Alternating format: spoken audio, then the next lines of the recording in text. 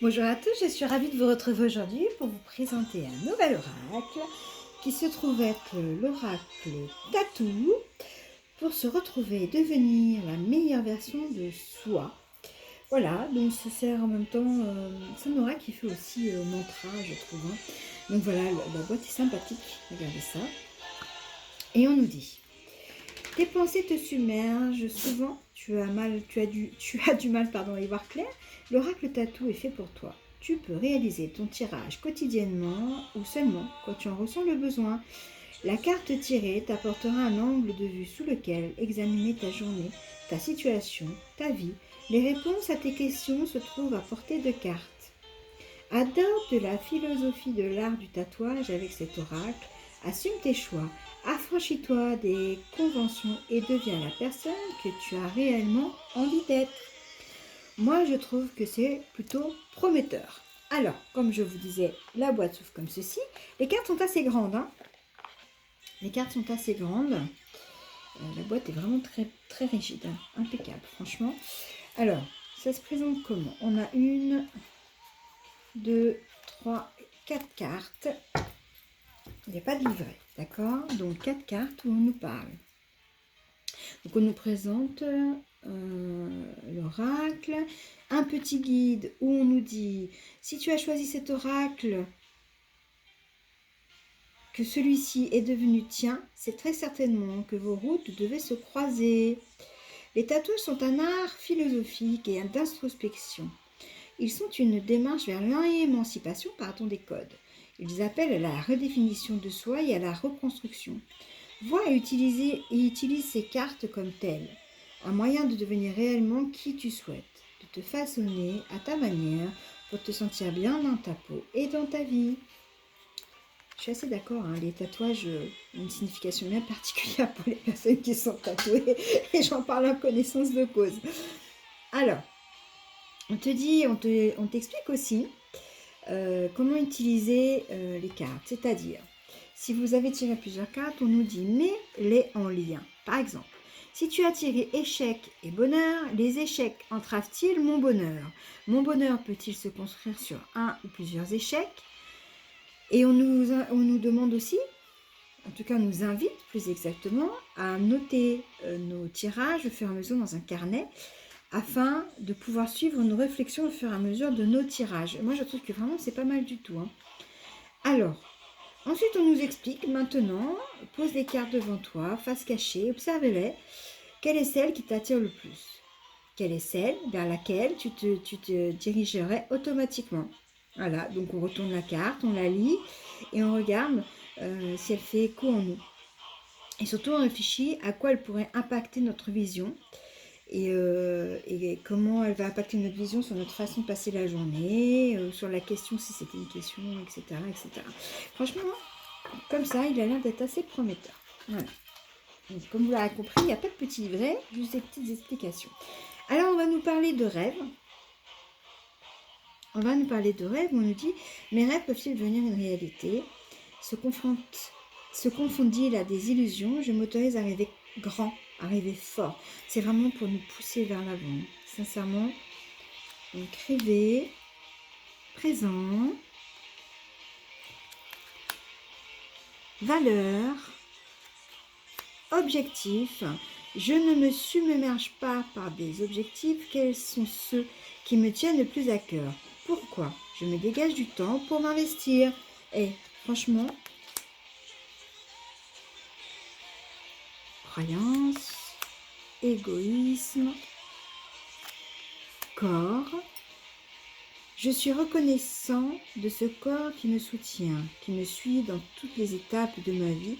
J'en prends soin et je le respecte. Et ça fait vraiment oracle mantra, hein. Il nous permet vraiment d'avoir des réponses et en même temps de nous pousser, hein, vers l'avant.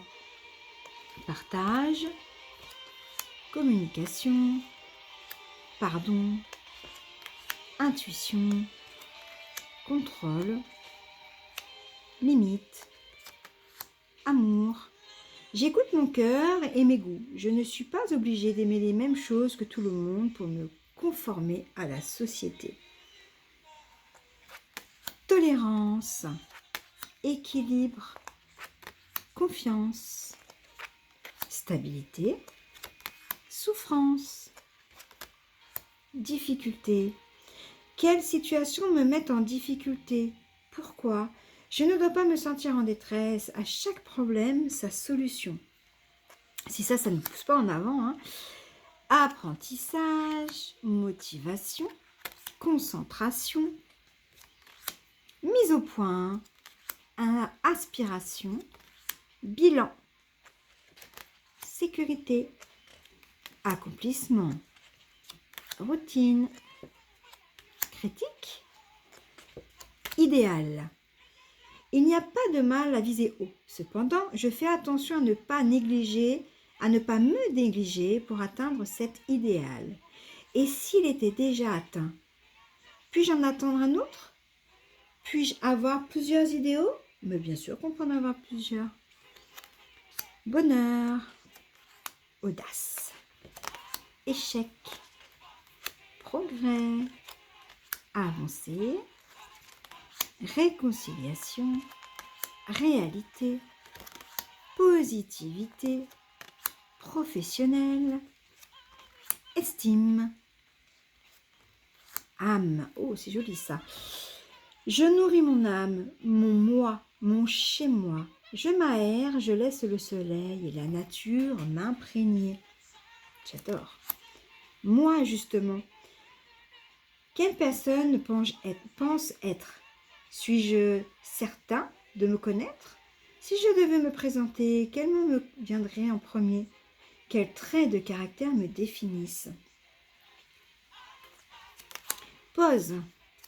Respiration. Libération. Gestion. Relation. Finance. Et pour finir, émotion. À quel point mes émotions font-elles ce que je suis? Suis-je maître de mes émotions ou suis-je assujetti à celles-ci? Mes émotions me freinent-elles dans mes réflexions? J'accepte qu'elles soient partie intégrante de ma personnalité. Sincèrement, même pour nos ados, je trouve que cet oracle est pas mal du tout. Il nous permet vraiment de nous projeter, de nous poser. J'irais même jusqu'à dire, nous aider à poser nos doutes, à poser les réflexions qui nous turlupinent quelquefois. Voilà, je trouve vraiment que même pour nos ados, cet oracle est pas mal du tout. Il fait mantra, il fait oracle, c'est pas mal. Pour un tout premier aussi, je dis oui. Pour un tout premier oracle, je dis oui. En plus, franchement, je ne l'ai pas payé cher. Il vaut une dizaine d'euros. Sincèrement, ça ne vaut pas le coup de s'en priver. Donc voilà, je vous ai présenté. Alors, combien y a-t-il de cartes?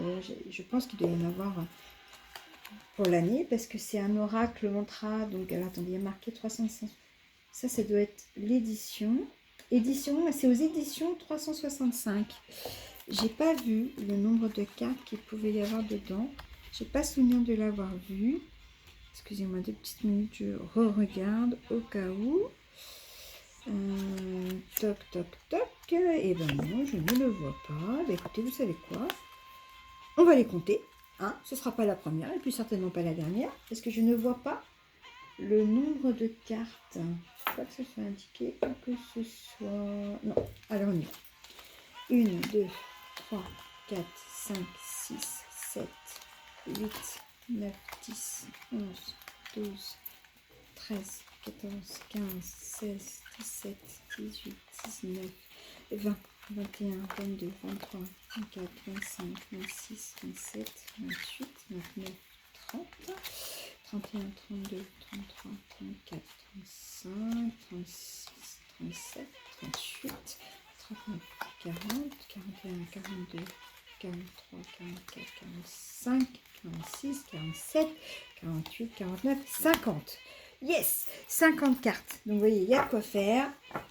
On n'oublie pas de les battre. On n'oublie pas de s'ancrer. On n'oublie pas de se protéger quand on fait des tirages. Encore que là, c'est juste, si vous l'utilisez juste en oracle du jour, l'ancrage suffira. Malgré tout, pensez-y.